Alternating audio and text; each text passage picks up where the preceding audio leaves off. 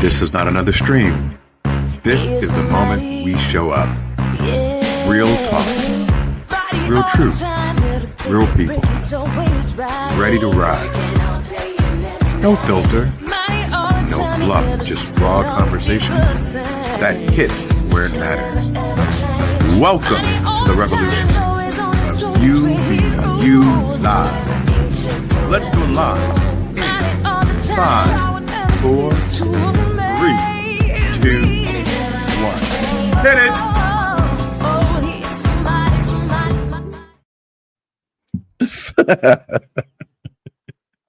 I just made that. Like this is like the third time I think I've seen it.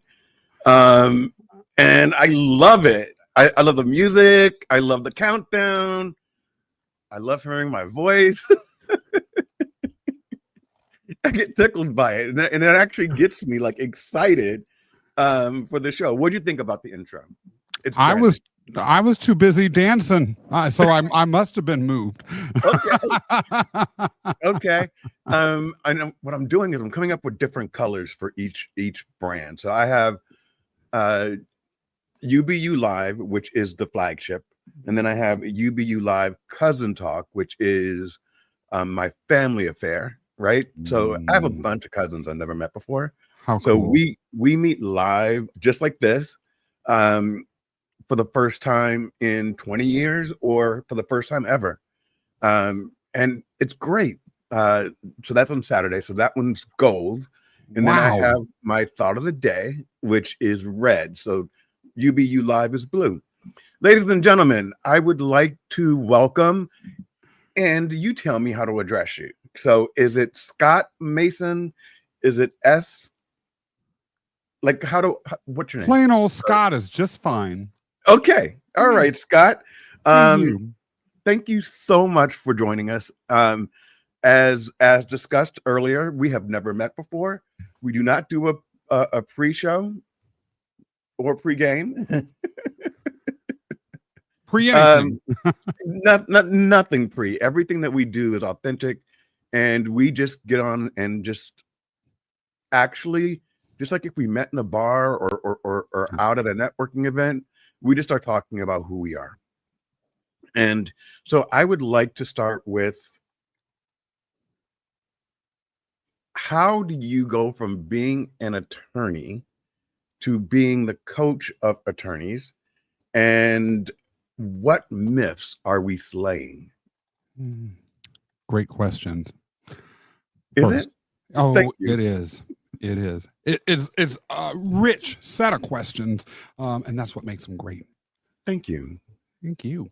So I started law school right out of college. I was one of those kids that was good at writing and analytical thinking and speaking, or so I've been told, and didn't want to do anything related to math or quantitative analysis, and didn't want to starve with my English degree in hand.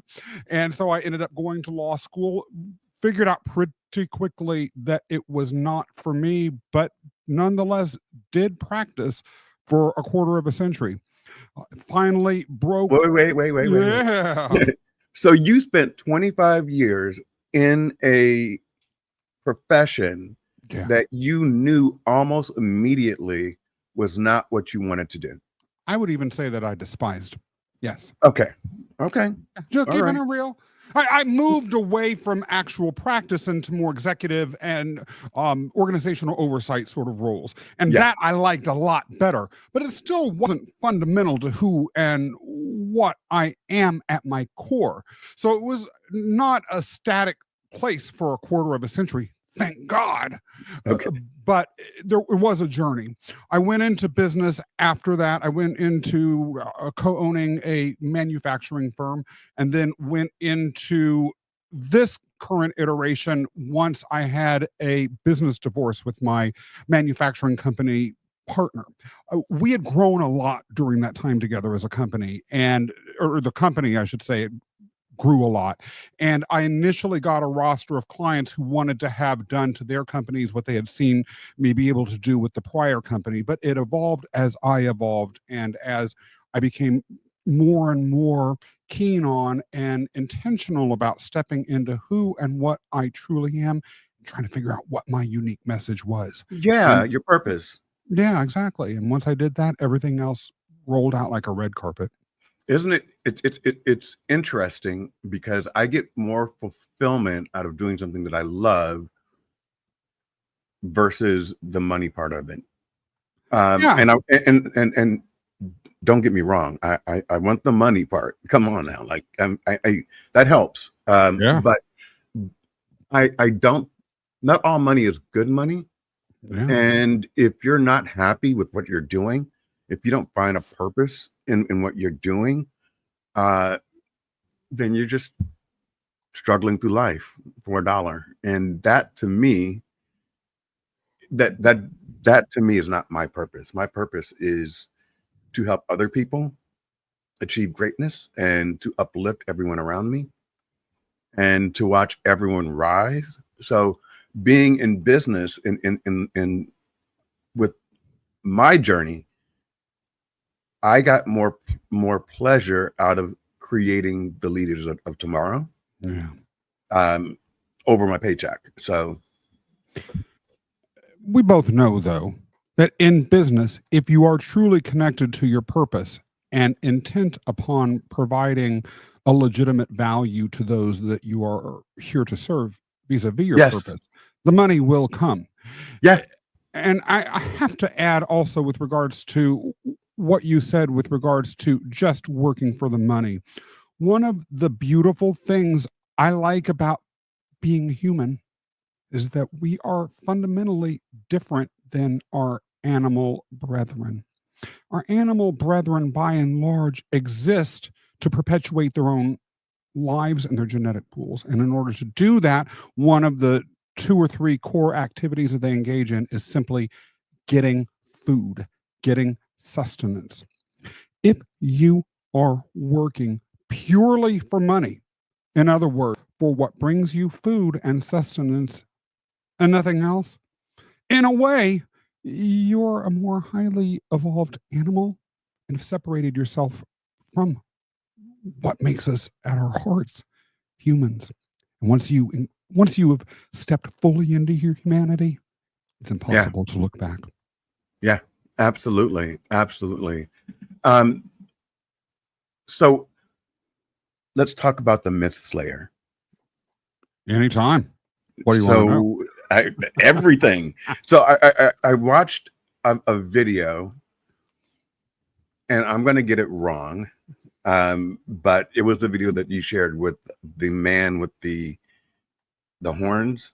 Ah, the Minotaur. Minotaur. Yes, yes, yes, Yeah. yes. So what is the Minotaur? What you kind of go through that entire reel, and what made you make that video? Let's start with the last question first. William, I don't know to what extent you grew up with Greek myths, whether you liked them, not, were bored by them, saw that those two words ran in the other direction, or stared in front of the TV all day watching Percy Jackson or Clash of the Titans or whatever.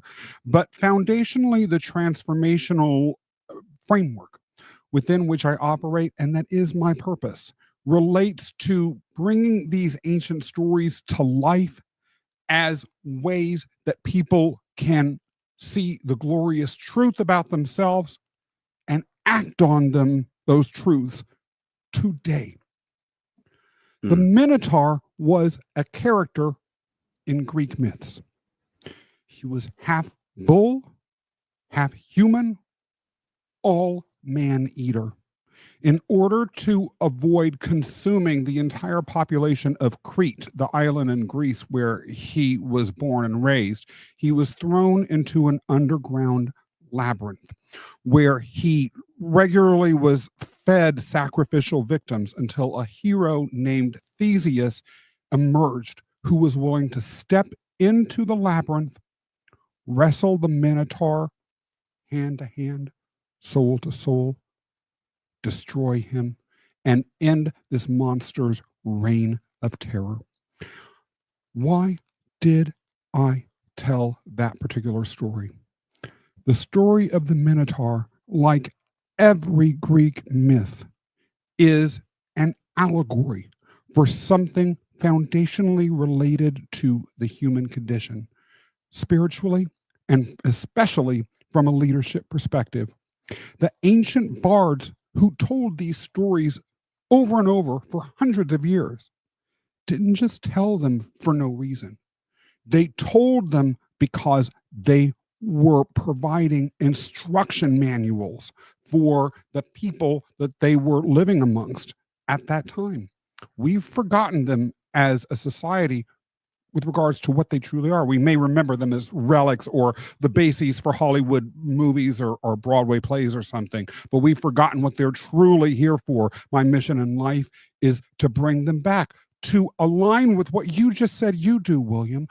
Uplift people, bring them out, make the world a better place. There's a powerful synergy between what we do. It's my belief Greek myths are a truly unique and time-tested way to do that. So, what is a myth? Wow. So, you are an incredible question asker, I have to say, because you're asking all of these bombshell questions. I don't even know if you're realizing it, but this is one of the deepest and most profound questions that someone can ask, and most people never bother to ask it when I'm discussing these with them. So I just have to give you, I have to say that about you. Thank Also, you. You also want to say that Lanier loves me. Oh, don't forget that. One thing that's not a myth is that Lanier Johnston loves you. She made that very clear when she realized that the two of us were getting to know each other. And so, yes, you have a fan, and I think we're both fans of Lanier. That's not a myth either, is it? Is it? No, that's better than that. Well, actually, what is a myth? So let's. You haven't answered the question yet, so I don't know. Maybe it is. Maybe I sure will. So, in common parlance today, a myth is a story that isn't true. Now, taking that at the most superficial level, I would argue that untrue stories of the type that myths are actually contain within them the greatest truths ever known to humanity.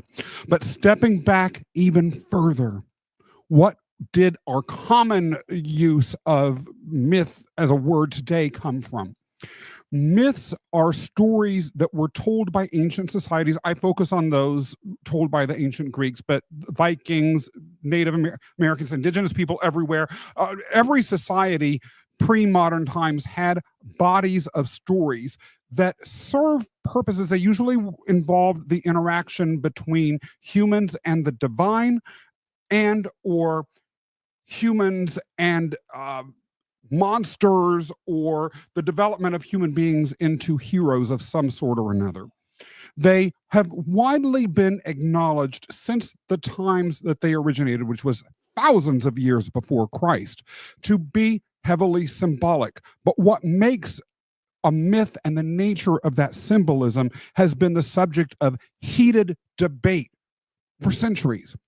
Some people argue that they were pre-scientific explanations, for instance, for natural phenomena. Other people argue that they were purely literary inventions designed to entertain. That's pretty obviously not true, but there are those that say that. Others say that they are the definitional and allegorical contours of a culture. If you believe in this set of myths, or if your society shares this sort of myths, well, that's what defines you as a culture. Others argue, and I believe the latter is true, with some of the following, something far deeper. The mythical, particularly the Greek mythical mindset, many have said, is one that draws deep insight about the human condition, leadership, and our spirituality from tales of the extraordinary, tales of the intangible, tales that can't be verified through external validation. They later were rejected by empiricists, the early Greek philosophers and doctors, who believe that the mundane, the things that we can calculate and see and measure over and over, draw us to the purpose and the meaning of life. A myth, I would argue, is pushback against that, is the understanding that who and what we are as a culture, but especially as a human being, is driven by that is unique, intangible, but nonetheless of profound existential significance. You wanted an answer to your question? You got it, my brother. It was a good answer. Yeah, it was a full-throated answer, and I learned something today. And that's my goal, is to learn a little bit more than I did yesterday. So in Greek mythology, there are all these gods. Correct. And also there's a tie-in to astrology. Am I right about that? The zodiac signs that we know now do come from Greek mythology. Absolutely. Okay. So do you believe that as the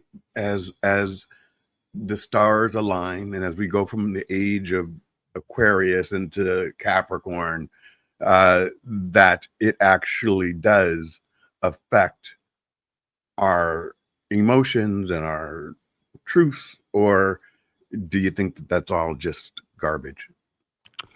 Or do you lie in the middle somewhere? Thank you. I'm curious as to what you think about that, by the way, William. So when I answer, I'm dying to know what your thought is.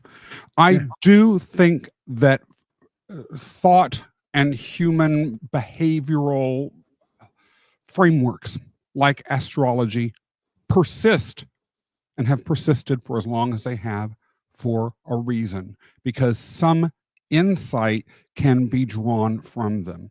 Modern astronomers would almost certainly say that the stars are too far away and are too randomly placed vis-a-vis the actual location of the Earth at any given millisecond as it orbits the sun, which is itself orbiting the center of the Milky Way, which is itself orbiting a cluster of galaxies. They would say that that's all too random to have any meaningful influence in our lives. That being said, again, I'm going to go deep here, but you wanted an answer.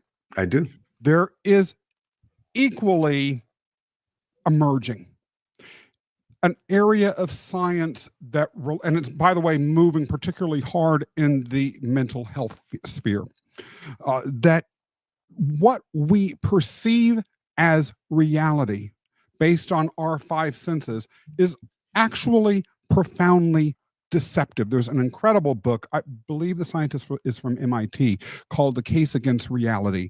The argument that this scientist makes in the book, and that I actually believe for a whole other set of reasons that have nothing to do with this argument, but he nails it really well in a non-sectarian way, which is that in order to survive, there's so much going on in the universe that any species that is able to see things unfiltered as they truly are would go extinct, purely out of distraction.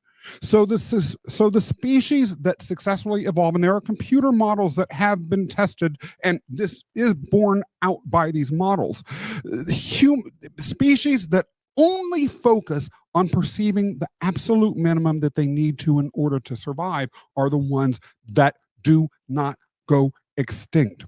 However, that doesn't mean that forces at both a macro and on a super micro, even quantum level, that we may not be able to perceive because of the filters in our brain or flat out lack of capacity do not exist.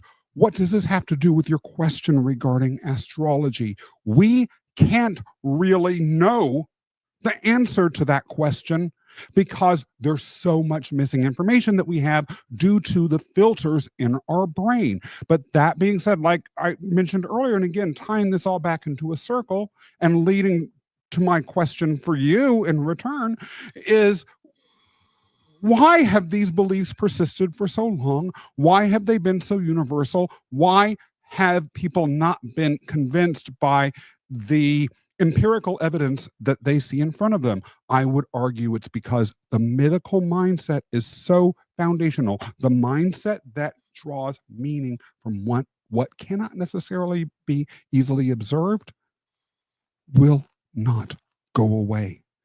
It insists on pushing forward with and creating belief within humans for what it perceives as being beyond those filters. That was profound. Before I give you my answer, we are going to, I'm going to give you my answer right now. Good. But I also lose my place, right? So I'm going to remind you. We're going to talk about mental health, and we're going to talk about opening up our minds. So those are two questions that I have for you that I know I'm going to forget. I'm a Cancer, and based on what I read about the mindset of a Cancer, it really does, like, I flow through that chart. I'm 100% Wow. wear my emotions on my sleeve. I'm very, very guarded, which is weird because, well, I told you this before, like, I'm freaking out before every single show. And then I come on and everyone's like, oh, he's so extroverted. And I'm like, really, I'm not. I'm like fearful. And I feel like as long as I keep talking, then the fear won't set in, right? Because I'm doing something.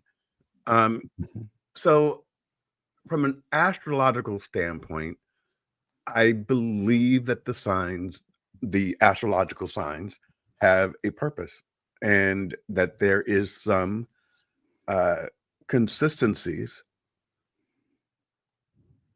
with each sign, but is that something that's perceived, or is that reality? Yeah.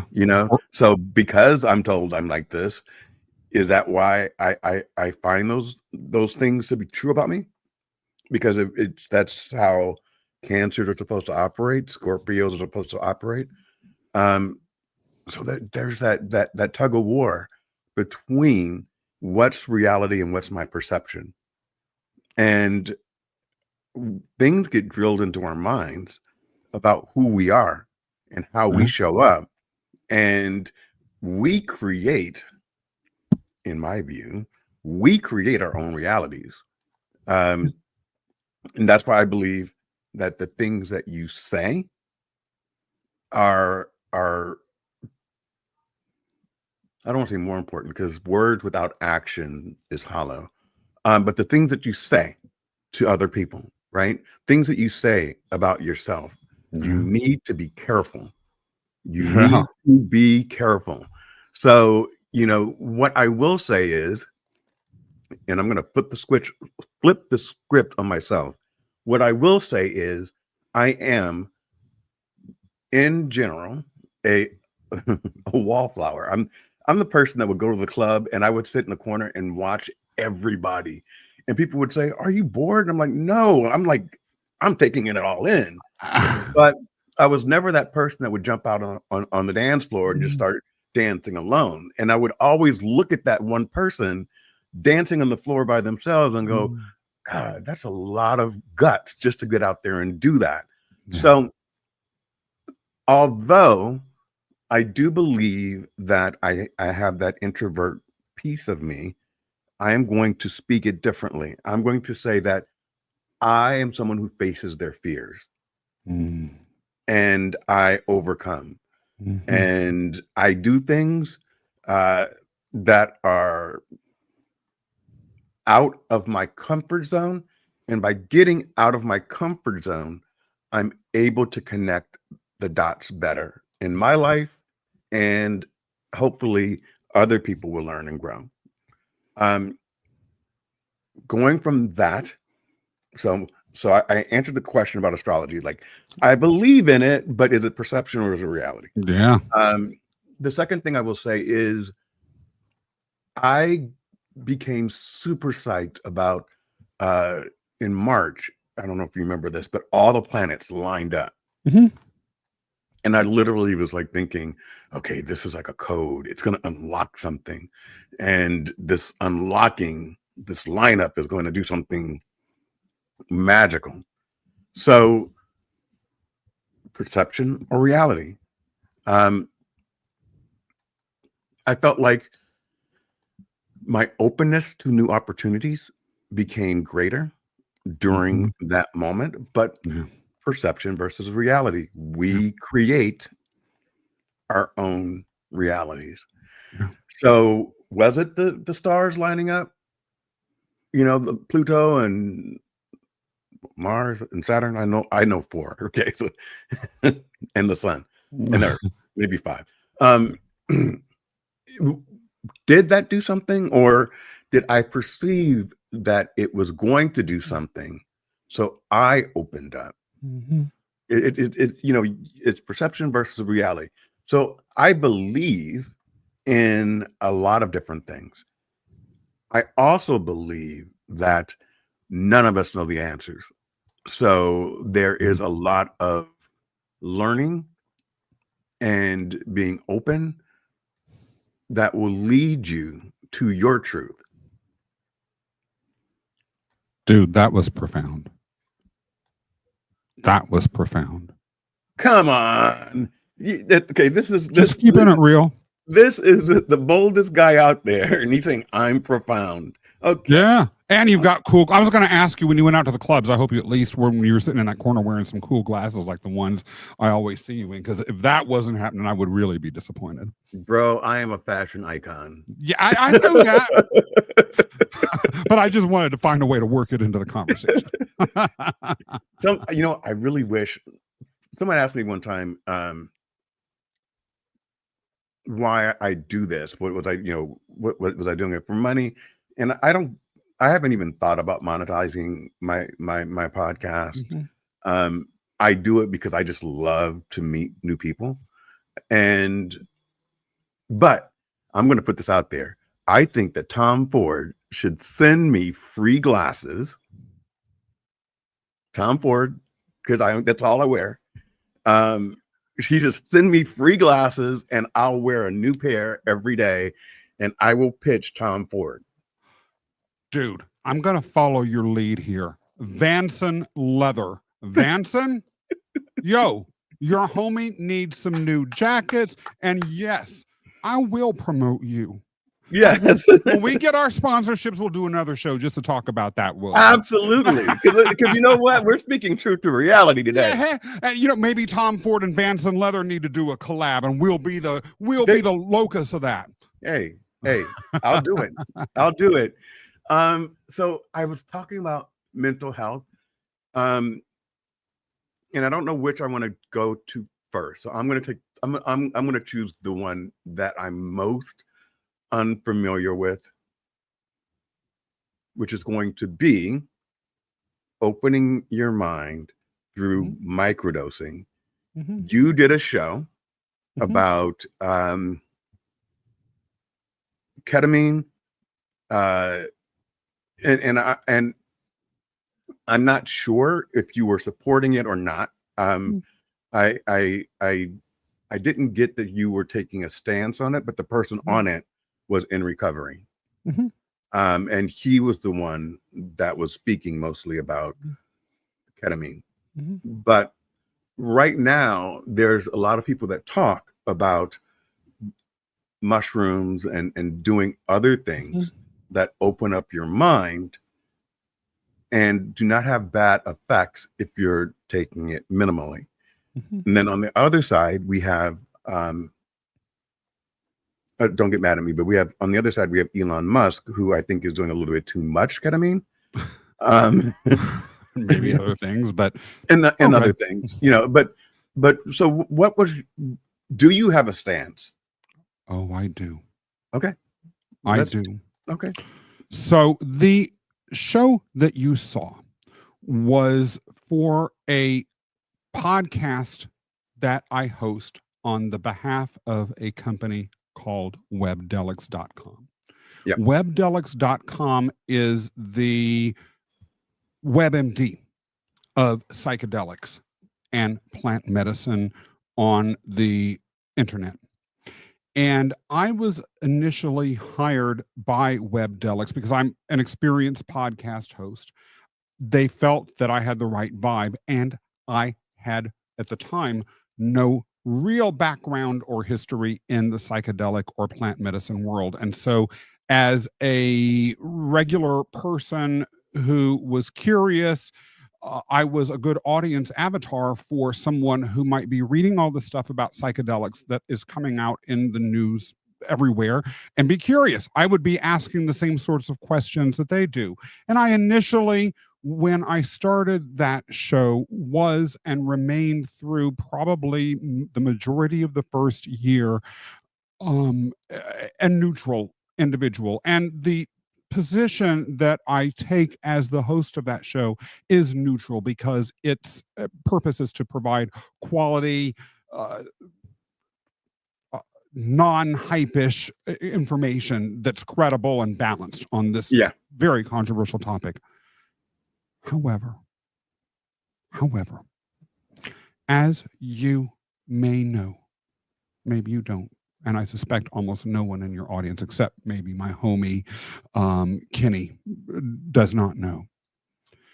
In 2023, while I was recording the first season of this podcast, by coincidence or not, I came down with a mysterious illness. Suddenly, it was like one day I was fine. Within 10 days, I was almost dead. Couldn't walk or stand. I'd lost 20 pounds. My body was shutting down out of nowhere. This was a pathogen that I caught that to this day is unknown. This pathogen almost ended my life. Frankly, if I hadn't been in such good physical shape, I'd be dead. During the run up to this illness that took me a lot of time to recover from, as well as during the time in which I was hospitalized and under very watchful medical care, a lot of other surreal and bizarre things happened. William, I would say that this event, what I call the illness, is the foundational incident of my life. And nothing that I have experienced in life since I recovered from that, actually since the day that I came down with it, has been the same. This does relate to your question. As you can imagine, one day being perfectly fine, bicycling all over New York City, lifting weights 4 times a week, having a healthy weight, being hyper energetic, the next day, 20 pounds lighter looking skeleton, my body shutting down on the verge of death itself for no apparent reason, catching something that was completely mysterious, was traumatic. As soon as I was ambulatory, I went, having learned what I did from my many episodes I had recorded at that point of the Webdelics podcast, I went on a facilitated by a competent shaman psilocybin journey. I will say before I go any further that I know that you, me, knowing no one or nothing associated with the show is endorsing any illegal behavior, and nor are we advising anyone to do any set of activities without the appropriate medical guidance or mental health supervision. So I just That's that attorney in you. That's the attorney in me, yes. And so I went on a journey, a sacred ceremony that was intended to help me understand and recover from my illness, and utterly, even more deeply than the illness itself, particularly because it was on top of the illness, my life, set forth my mission, changed my spirituality, and gave me the confidence to be who and what I know now that I am meant to be. So, going to the short answer to your question, I do very much have a position. I am an advocate, unapologetically, Now, I'm not these substances are of unbelievable power. And many would argue, including me, that they are portals into the providential itself. So they are not to be trifled with. And I do not advocate for just doing them as party drugs because you have nothing better to do, or abusing them, or doing them anything other than in a manner that reflects what they are, their role in human evolution, which there's a lot of documentation around, as well as the capabilities that they bring for those of us who feel the call and are willing to, as the ancient Greeks would with the oracles, ask a question, receive an answer. Does that answer your question, William? It does. And I have another question for you. Absolutely. Okay. So this one's going to be hard. I'm not that smart. So when you say ambulatory, I thought ambulance, but that meant that you were able to walk, right? Correct. Okay. See, I like to make things like smooth. And then psilocybin, Yeah. is that the drink that you take, and then you kind of go on this spiritual journey and have an out of body experience? Not really, and it varies person by person, but let me get some language clear, and I'm glad you raised that because I want everyone to understand the message that I'm passing on, that you're diving into. Psilocybins are more commonly known as magic mushrooms. They are a type of mushrooms that have been used for mind expanding and consciousness altering purposes for millennia by human beings. And what happens if you choose them, as I'm advocating for, as a personal, spiritual, or leadership portal, is you find someone who is experienced, ideally in a lot of the indigenous based practices regarding these substances, but at a minimum, someone who is a competent and qualified mental health provider or has shamanistic training, not just your homie down the street, or not someone that did a mushroom journey and wants to help other people out. Ain't good enough. And then what happens is, you breaking it down, and there's a lot more that we could go into than this, but you create a set and a setting. The set is the intention within which you step into that journey, the question that you seek to have answered, or the purpose in which you are going into it. And then the setting is the actual physical surroundings that you're in. So you have an intent, and then you need to make sure that the setting, you don't want to be doing it in the middle of that disco wearing your cool badass Tom Ford glasses.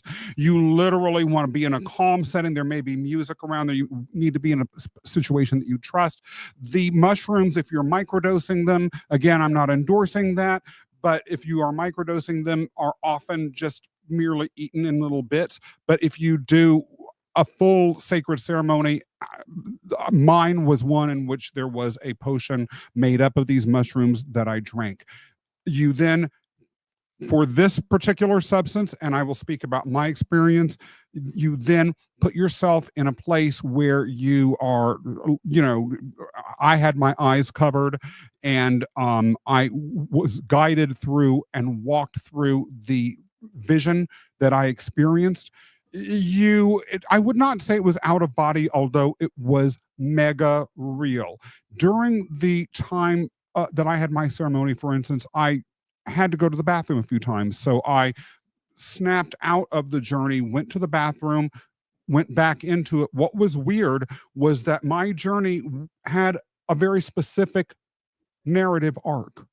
It had a visual color scheme. I knew, as someone that has a background in myth, that this was a particular genre of myth that I was living. And in fact, I would say that the relationship between the mythic and the psilocybin or the plant medicine experience is so connected that they almost exist on a continuum and may not even really be able to exist without each other. At least that's my personal hypothesis.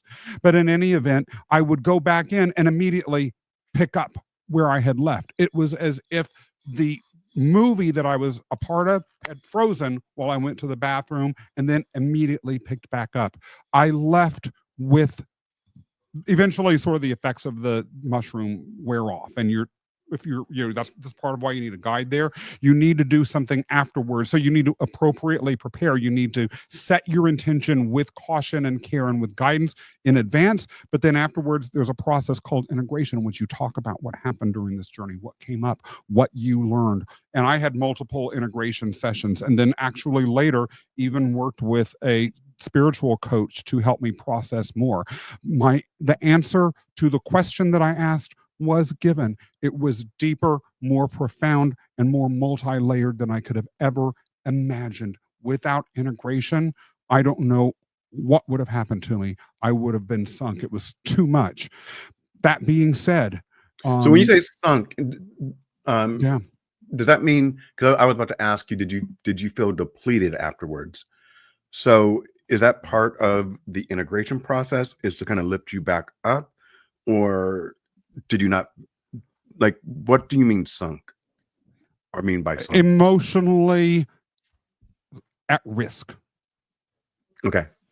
And answering that question, I didn't, and this is very specific to me. Other people, I'm sure, would say something different. But to give people a taste of what might happen, I left the experience feeling pensive.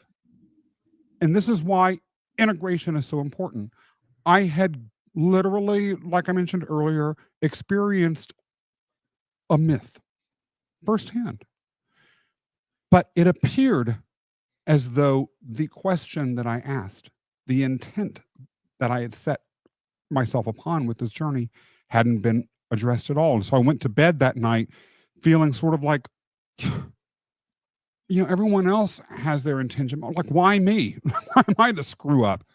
That's why integration was so important, because I could not absorb and understand, and an experienced guide will help you be able to interpret what you saw. I was talking out loud through everything that was happening with my guide.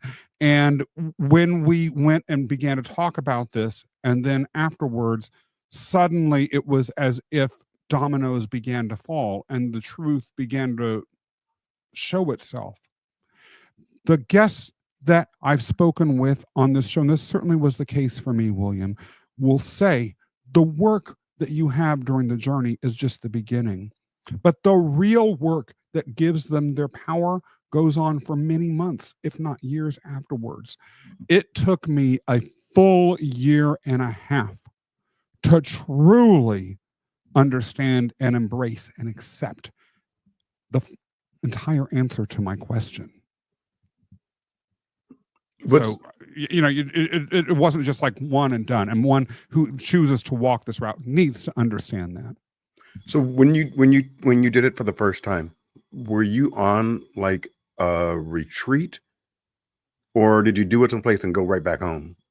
No. Yeah, I went to a location that was specifically set up for this sort of experience. There are retreat centers, and I have heard many, many good things about them. This place may host retreat centers, but my experience was a one-on-one experience, and probably for the best, considering everything that I had been through that brought me there. I did not go directly home. The person that I worked with advised me to go back to a hotel that I was staying at near this retreat center and spend at least a day decompressing and thinking and doing nothing, which I needed. I really needed. Other times people have these ceremonies and at their home, and they may go home afterwards, or they may simply, go to bed after their initial decompression session with the shaman or with the guide or the facilitator. Those are all highly individualized, but it isn't something like you want to do. I could not imagine, like, let's say doing this, Tuesday morning, getting your ass back at work at 3 p.m. Right. That to me is insanity. Okay. Yeah. I would assume first there's a couple of things. So my dad was a heroin and alcoholic. So I'm very, very leery of any type of drug, only because I believe that there's that gene that I am more susceptible to becoming um, addicted to something because of him. So I look at my alcohol use and I don't really do drugs. I mean, not saying that I'm against trying a mushroom, uh, especially to kind of open up, but I wouldn't do it by myself. If I did something like you did, I would probably want to be at a place where it was more contained, Yeah. so that someone could walk me back. I don't know how you got up and walked, used the restroom, and came back. They were there the whole time. Someone was with me every second.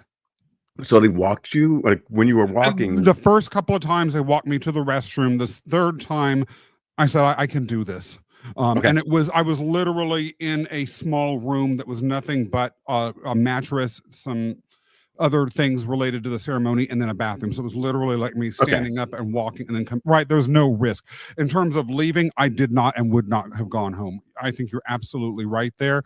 That's one of the things where it was the next day after an integration session in which the facilitator felt I was in a position to go home, that we even considered me getting a cab that took me home. And I driving Perfect. and things like that, that's out of the question. Yeah. Okay. And you said it took you a year to really process A year and a half. all of it. Yes. So do people do it consistently, or is it like a one and done type of process? It depends on the person, what their needs are, and what's behind it. One thing that I want to say, though, just to close a loop here. Yeah. My initial reaction when I began hosting the Webdelics podcast was that this is a drug. I don't drink. I don't do any illegal substance. One of the things that I learned, in addition to the history of why exactly plant medicines in particular were outlawed and sort of lumped together with drugs, was interesting. But they have a role in reducing addiction.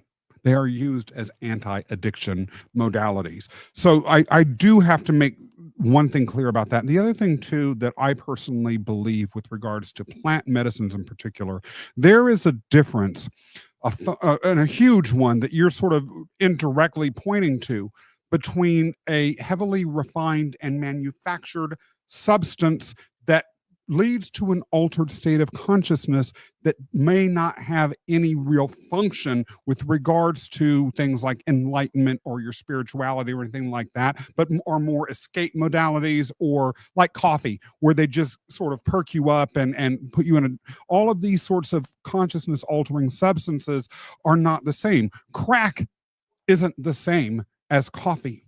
Sugar, one of the most devastating consciousness altering substance in the entire history of humanity, is not the same as magic mushrooms. And so when we think about these plant medicines and conceptualize them, I respectfully but firmly argue, and this is why I'm an advocate for them, is that fundamentally they're not drugs.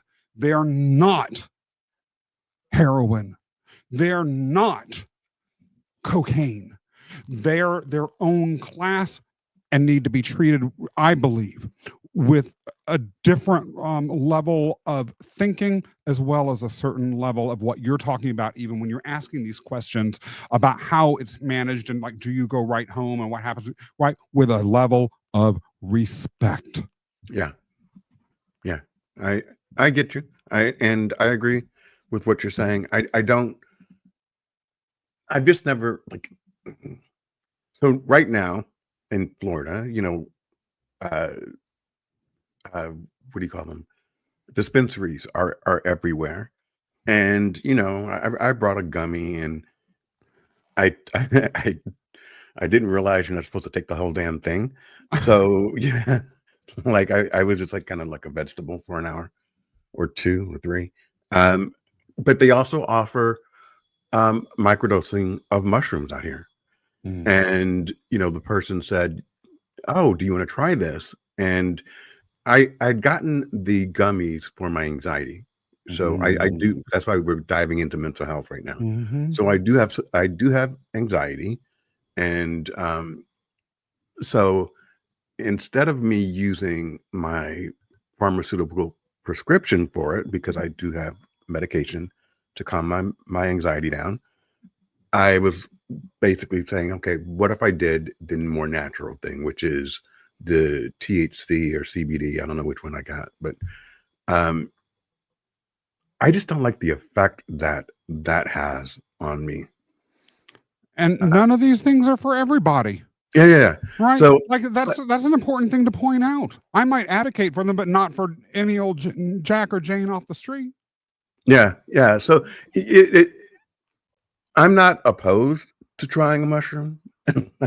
Definitely not opposed to it.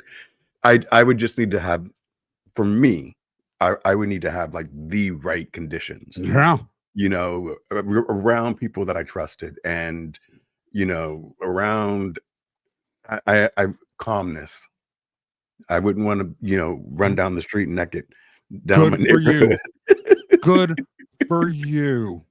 And You know? neither would I. Yeah, it keep going up on the time it took you to get back to normal. Okay. Um, so that's Peter's question. So the psilocybin mushrooms, when they're taken at the doses that are recommended for someone that is seeking to have some sort of sacred ceremony like the one I had, they last for their effects. You're directly in the experience, usually for a period of hours. It's not something that lasts days and days and days and days. Although I'm not a doctor, I'm not a scientific expert on this. That is based on the information that I have, and I'm sure there are outliers in every direction. In my case, what happened was I drank the dose, laid down, covered my eyes, and it was very obvious when I was in. I knew it. I remember saying to the shaman I was working with, I'm in. But similarly, you also know when you're coming out. In my case, for instance, there were certain things that I saw.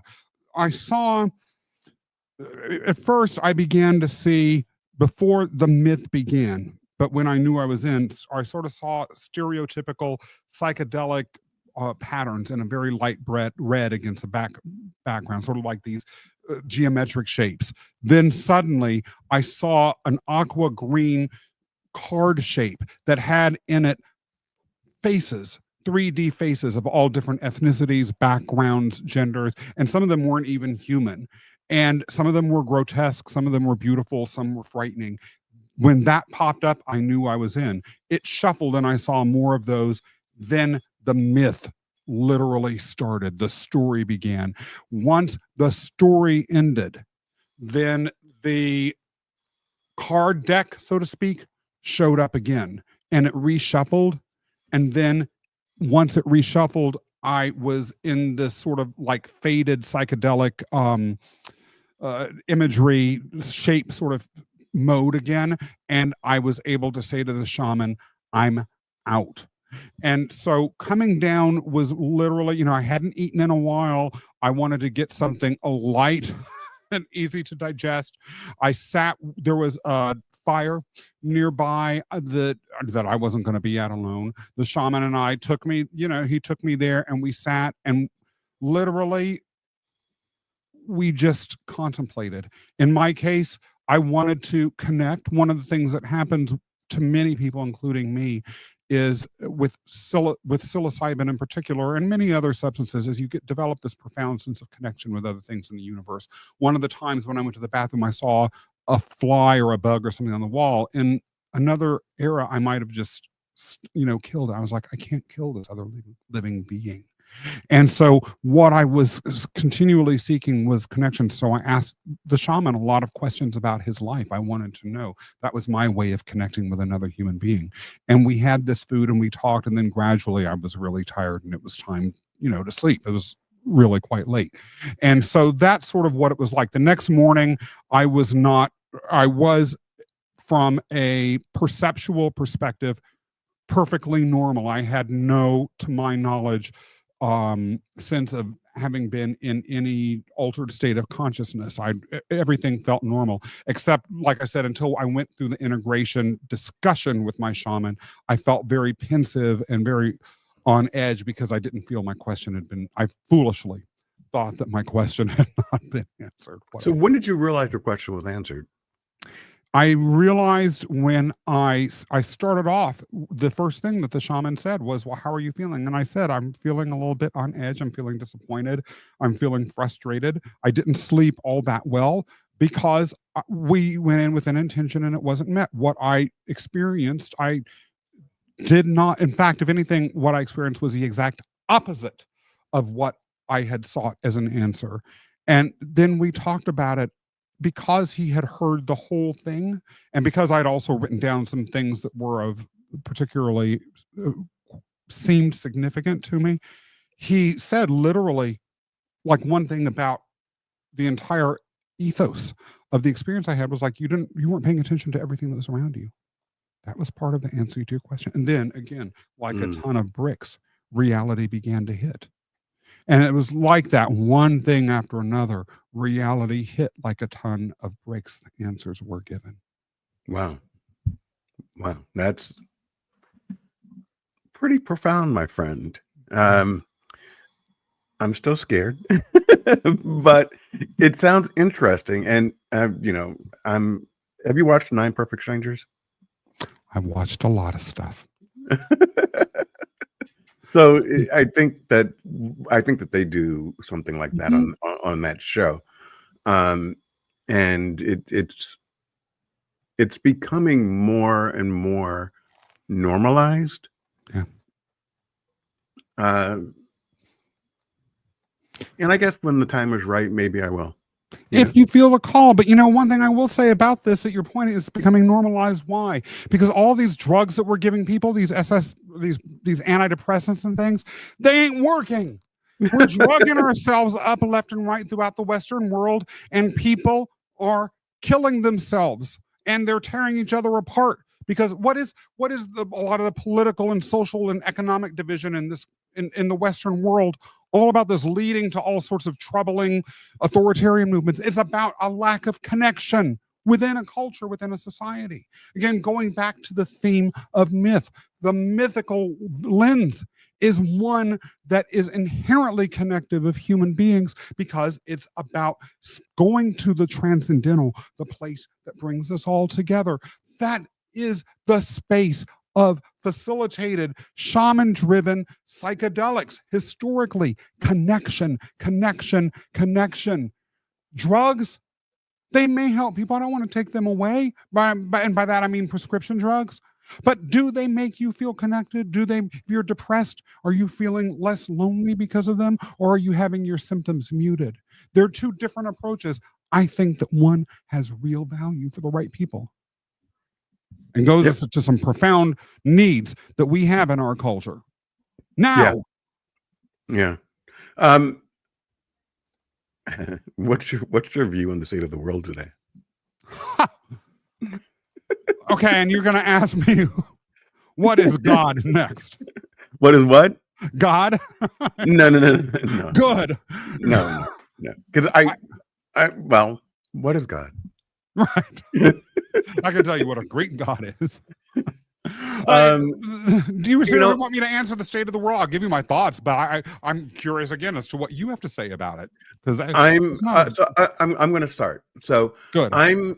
I'm from Los Angeles, and I find it disturbing that we are deploying military forces against our own citizens, and that makes me nervous. I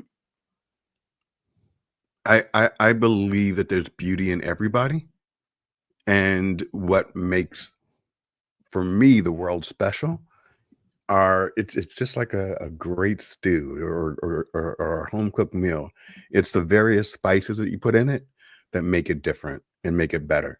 And right now I am nervous. I'm nervous. I think that uh, the right to protest is um, a right, and I'm a little bit disturbed.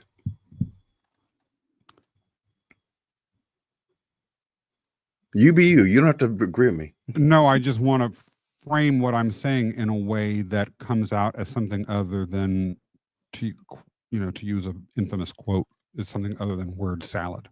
Mm-hmm.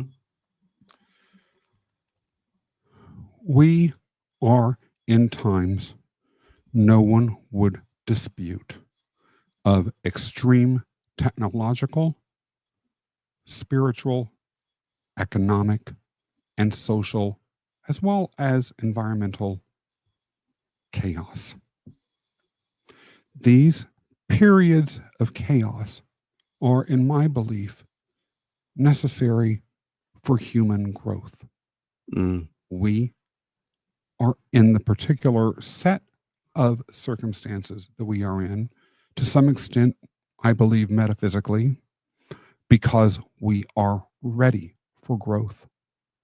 Now, the choices that we have made individually and then collectively as a culture have led us to a particular place in which growth can be painful or it can be easy. I believe we have, for better or worse, made a series of choices, and this is not a sectarian or politicized remark because it goes across the culture. We have made choices that set us up for changes and growth that are and will be painful. Yet, if there's anything that I learned through my illness, as well as through the journey that the plants took me on, is that what we experience every day and should be mindful of and aware of and act within reason upon are part of, from a bird's eye perspective, growth. Those of us who are called to be there to help people transform, transcend, and to move into something greater that they may not even realize is within them, are there, I believe, to midwife the journey for those that are in need. If we were living in a time that did not require profound shifts as well as profound, honest conversations with ourselves and others, then the purpose that you have described yourself as having, that I and many others would have no meaning. And I do not believe for 1 second that we're given calls randomly and for no reason whatsoever. My life has never played out that way, even when I was a stone cold, hard ass atheist that didn't believe in anything. Facts shattered that crap. So, is the state of the world anything approaching paradisical? No. No, you know, I don't know what paradisical means. Paradise like. Oh, okay. And I'm sorry if I'm speaking in an overly affected language here. That's not my intent. Paradise-like. Okay. Yeah. Is it perfect or what I want it to be? No. Have we made the choices that have made growth and change easy for us? No. Will what is coming and what we have created be easy? No. Will there be suffering as we move? Yes. Is it necessary? Yes. Are you going to be part of making that change, of embodying it, being there, of shining light on those who are suffering? I believe you will, William. Yeah, I'm getting beat down for it right now on LinkedIn. So Hey, you know,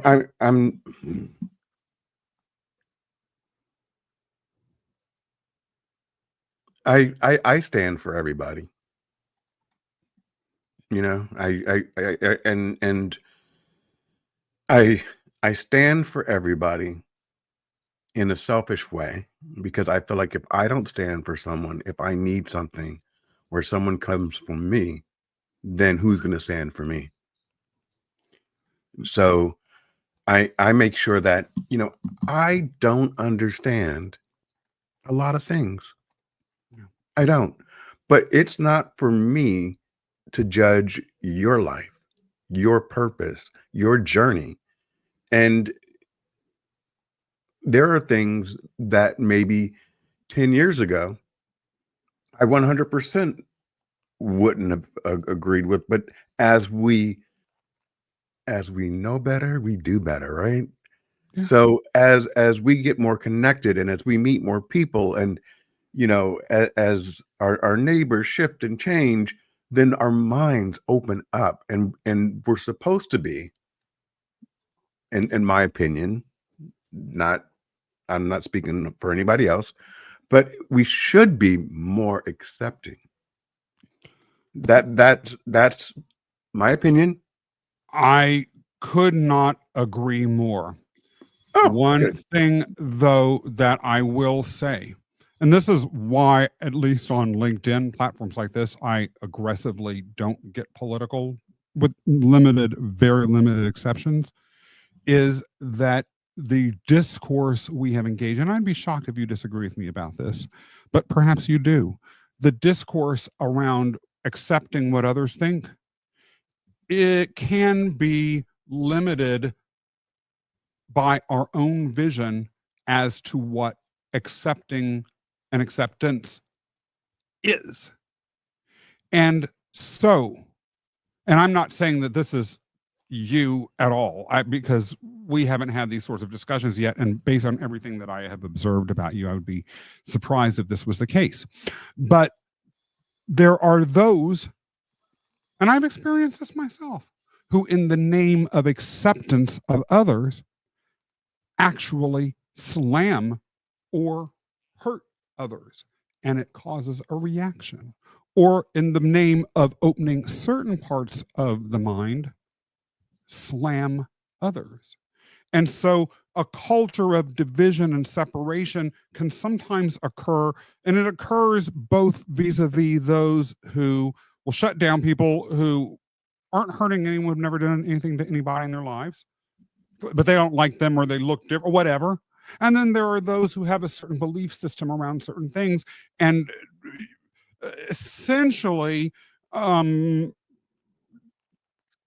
treat those that feel differently than them as though they are less than human or less than intellectually competent, or any of that sort of stuff. The reaction to that is only going to lead to more division. That's a lot of why I really personally am committed to hearing all sides and giving all sides the benefit of the doubt. But when it comes to philosophically where I'm coming from, this, I would challenge anyone that I'm with.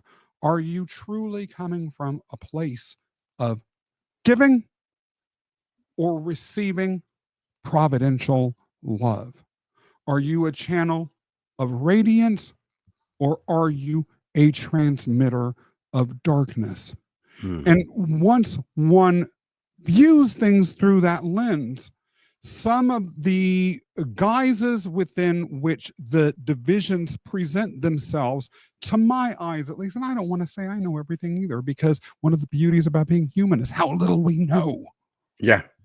But sometimes things become very, very clear in a way that may not fall amongst political lines or economic lines or other socially defined lines, and may actually even open the door for some constructive discussions that need to happen about a lot of the problems that are causing these divisions to erupt in the first place.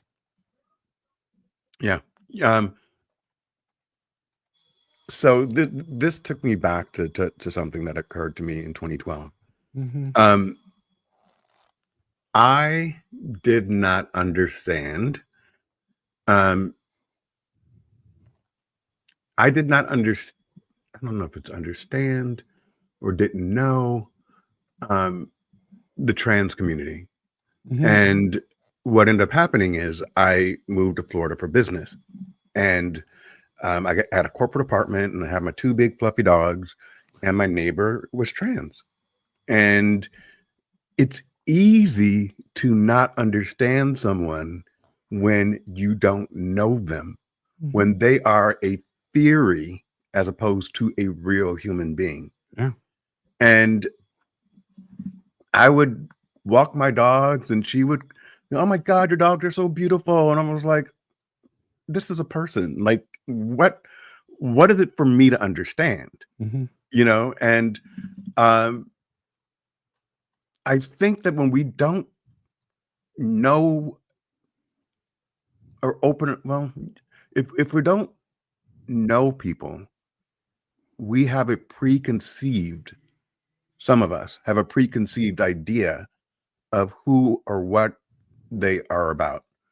And once you meet somebody and you recognize that you have more in common than what's different, and who am I to judge your choices? Um, I'm not going to go out and I'm not going to do it, but she's living her best life and was a really great human being. And literally when, I had a surgery, and she said, do you want me to walk your dogs for you? And I'm like, sure, I'll come with you, because my dog is really big, but I couldn't, because I didn't, like, they're Akitas, they're like 120 pounds. So it's two of them. Wow, that is big. Yeah. And I had an abdomen surgery. So I was kind of, Yeah. it was, when you're walking your dogs, you're using your core. Yeah. So I went with her as she walked them, and I picked up the poop, but I couldn't pull them back. But they would respect me more than they would respect her. So Yep. I wanted to make sure I was there, but she did the heavy lifting. So that's just my thing, is once we just start communicating with each other, once we start knowing each other, once I allow you to be you and me to be me, and we can say, I agree with this, I don't agree with that, but at the same time, I love you as a human being. To me, that's gold. I think that is coming from a place of love. I have had trans clients. I love every one of my clients. I love them for who and what they are, and don't want them to be anything other than what they are, so long as what they are is bringing them happiness, fulfillment, Yes. and No hate. joy. Right? So, on that particular issue, I understand that it can be easy to judge. It can be, especially because that community is small and it's emerging in visibility, that can be very difficult for people to challenge. And even if we disagree about something, well, is the source of disagreement, from a policy perspective, from an interpersonal perspective, or whatever it might be, is it one that's genuinely rooted in love? Now, what I often find myself in social questions doing, and I do this to myself, by the way, because I need to hold myself to some standard too, and I ain't perfect. But Are you sure about that? Very. Yeah, one of the things that is worth asking is, well, why, when it comes to my motivations? Why am I, for instance, uncomfortable with someone who might present in a certain way, maybe with regards to gender, maybe with regards to something else altogether? Why are my actions as a manifestation of that what they are? Is it love? If I were that other person, would I feel loved?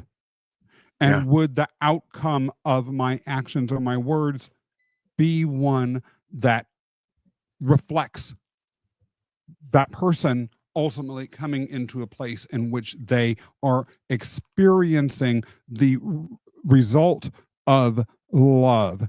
And so, for instance, if I am urging someone who I know who is having a substance abuse problem and homeless, Mm. if I am telling them, I reject your choices, is that coming from a place of love? If so, why am I expressing my love that way? And will my expression of that love lead to a place that is ultimately going to bring them into the greater experience of love? I would argue that I might think I love that person all that I want, but my actions, a lot of times in the scenario that I just described, are driven by ego, not love. Mm. I reject your choice is a statement around my framing. It's not one of love, it's driven by disconnect. Yeah. I will therefore not support your decision. Well, that actually may come from a place of love if supporting the decision encourages them to engage in it. And then are you feeling, or will my actions lead them to a place in which they're experiencing love? Well, if whatever approach I take with them ultimately helps them in whatever small way to deal with whatever mental health challenges that they're having and hopefully get that precious roof over their head, then Mm. maybe maybe it is an action based on love. But all of those things need to be, William, one thing that I ask what I call providence or the great spirit every night is to help me in my sacrifice of my ego Mm. and of my fear. And I love that. thank you, for by literally praying for that over and over and over again, I find myself checking. It's hidden everywhere. And getting used to and habituated to seeing where that happens. Again, I ain't perfect. I'll never be perfect. But I can more easily discern when my judgments, my actions are based on ego or fear, which is ego driven ultimately, Yeah. or love. With that said, I think we should take a 30-second break, come back, we'll finish out if you're good with that. Of course. 30 seconds. Be right back. I'm going to leave you on. You can talk to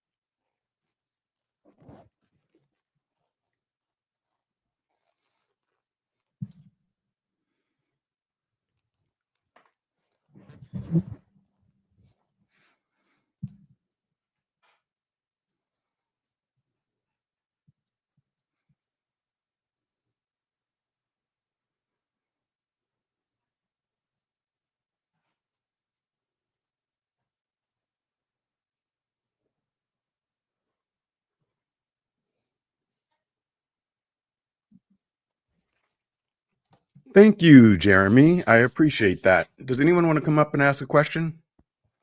Hey! So here's my question to you that I want to ask you all day. So how many times do people come up to you and ask you if you're Lionel Richie? You can't tell All me it's the never happened time. before. And it hurts because Lionel Richie, look, I'm not 23, but I'm not 80 either.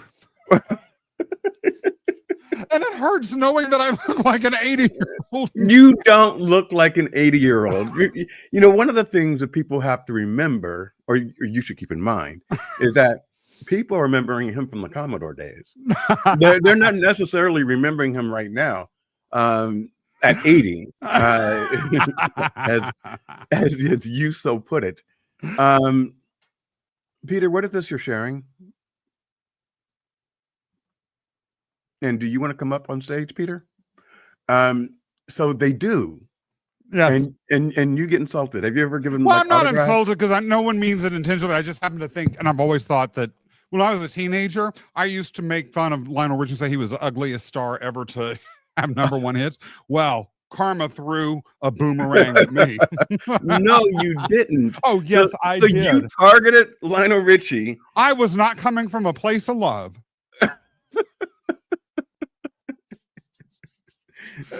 I did like All Night Long and Running with the Night, though. That was my error. Yeah. Like, you know, All Night Long. I don't remember loving Running with the Night that much. And they just recently did a joke about his song Hello. Do you remember that song? Yes. Where he's stalking the blind girl? Yes. That like would never have been made today. Yeah, it like I didn't think about it until like someone was like commenting on the video, and they were like, "Look at here, Right. And look, he's just like following her. Well, and look how he stares her down like a stalker." It's sort of like that Donna Summer video from the 80s. She works hard for the money. It's sort of like this woman was working 5 jobs, and everywhere she went, this mysterious woman in a wig was following her. Yeah. And at the end, when she falls and Donna Summer tries to help, it's sort of like, well, what do you think she would do, Donna Summer? You're right. coming off like you're crazy. It's yeah, we've come a long way. Yeah. I think we're doing better. One of the things, first of all, everybody, transparency. I had to pee like a racehorse, and I wanted to. So I had 2 options, right? I could have said, "All right, we're good, we're done," or I can graciously say, "Hey, let's take a 30-second break, and we can wind down in a more natural way." So. So that's that's the truth. But let's go back to the beginning of our conversation. The very first thing we talked about, when you were rather mean and said, "Bill, you didn't have any pre-show data." But this is like, first of all, I'm joking. Good. Okay, so you weren't mean, but this to me. If we had written out something, I don't think we would have like we hit on so many different subjects on so many different levels. Yeah. None of it, if it was scripted, I think would have come up. Yeah. Or a lot of it wouldn't have come up. We hit first of all, so you were an atheist. Mm-hmm. And now every night you pray. Yes. Okay. So that is taking me to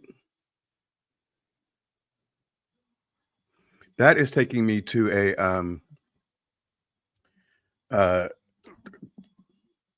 where are you? What do you mean by that exactly? So I'm spiritual. Mm-hmm.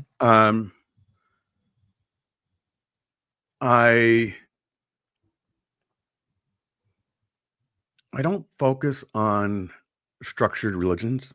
Mm-hmm. It's hard for me. And it's hard for me because if you listen to the structure, if you don't follow this, then you're not going to heaven. Mm-hmm. But if you were born a Buddhist, that person doesn't get to go to heaven. I mean, I don't understand. Mm-hmm. And if the teachings are supposed to be all about love, then why do we use religion as a shield to protect us from other people? So I get, um, I was raised a Catholic. I went to all Catholic schools in Chicago, Illinois. And then my mom is a pastor of her own church, a Christian church, and my grandfather was a pastor. And what I have found is that I need to have my own spiritual relationship with God, and I need to make sure that I am living my life right and atone for the things that I don't know. Like I just said, hey, I had a preconception about, a certain person until I met them and realized what am I, and it changed my life. And it didn't change my life about that one incident. It changed my life about not predetermining who someone is. I have gotten knowledge dropped on me from a homeless person. I was going to say that when we were talking about the homeless.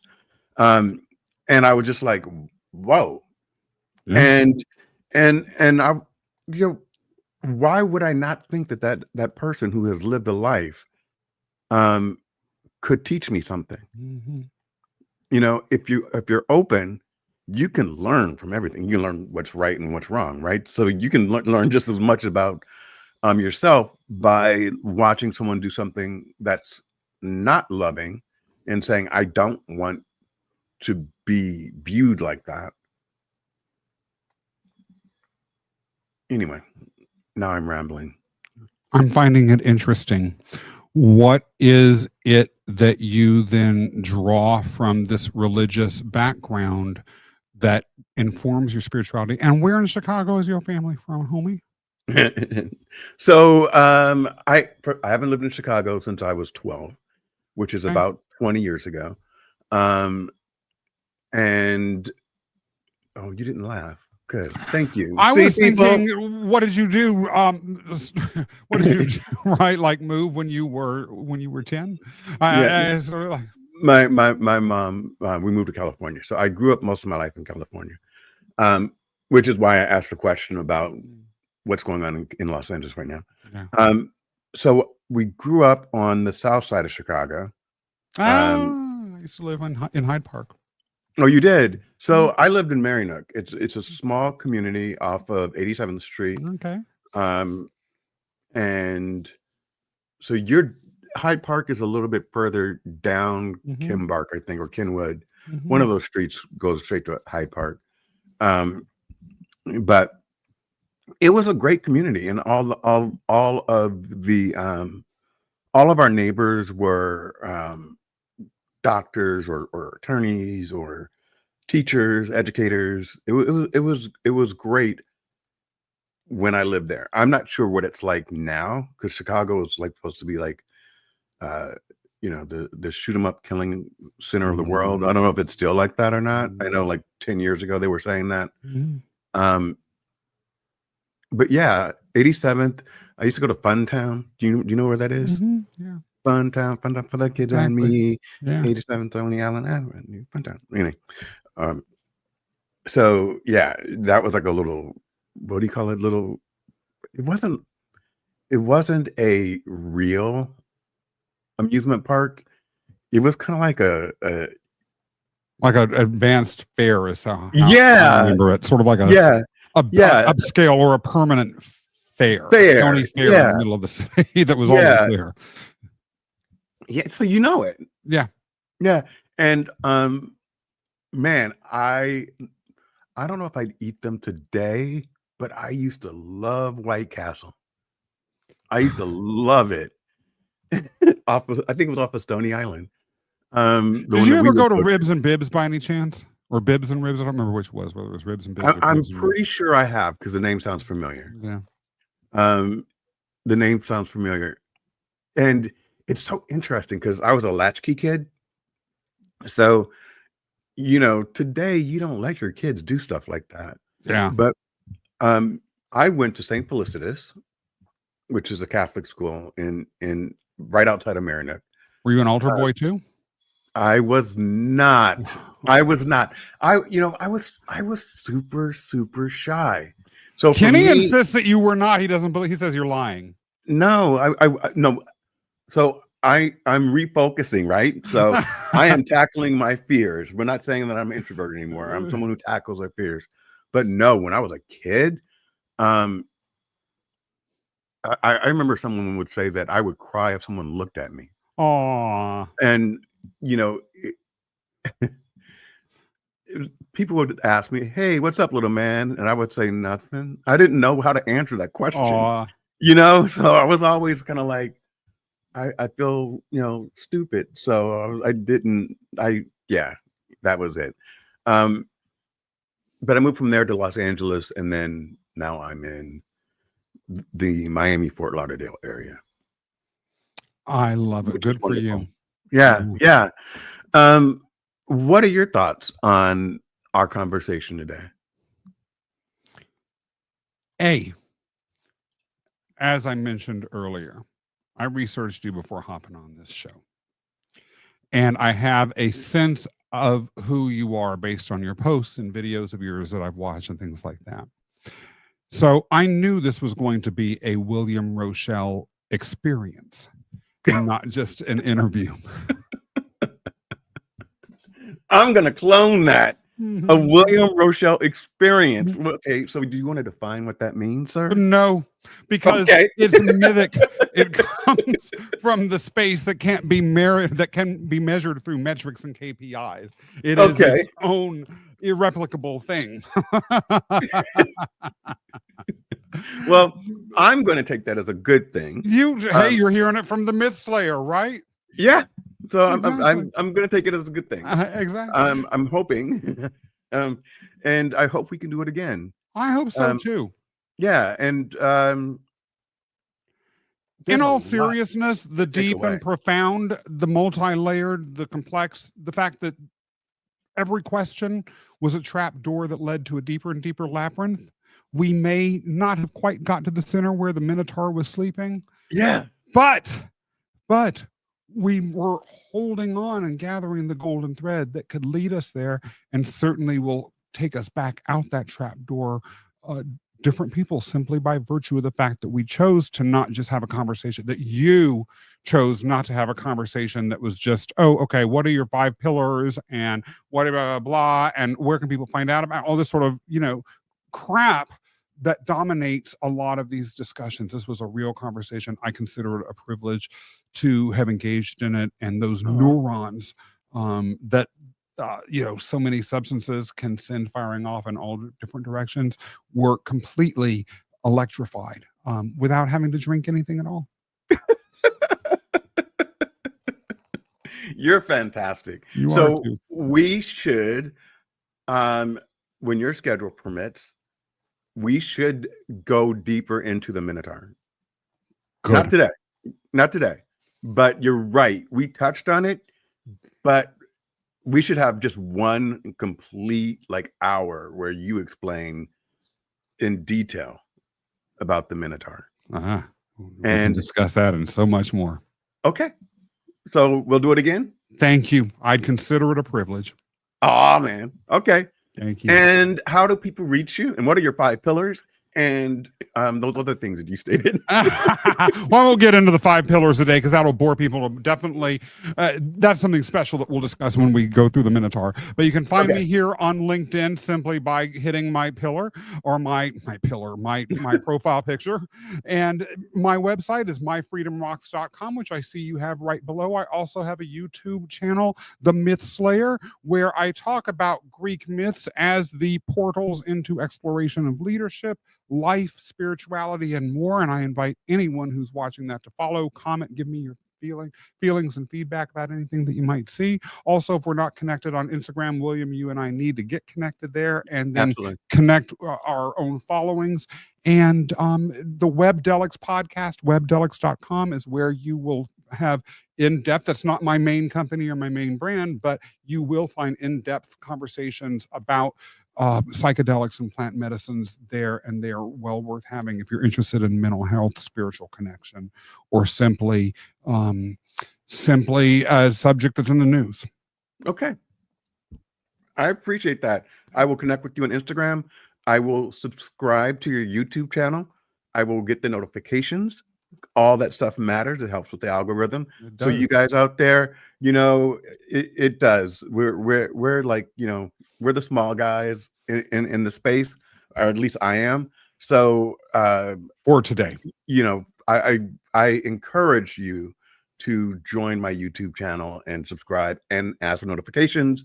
And my bestie right here, Scott, go to his YouTube channel and go to myfreedomrocks.com and support him. And Tom Ford, and you are Vanson Leathers. Vanson. Here. Okay. Homie Take it easy, Holmes. my friend. Take care.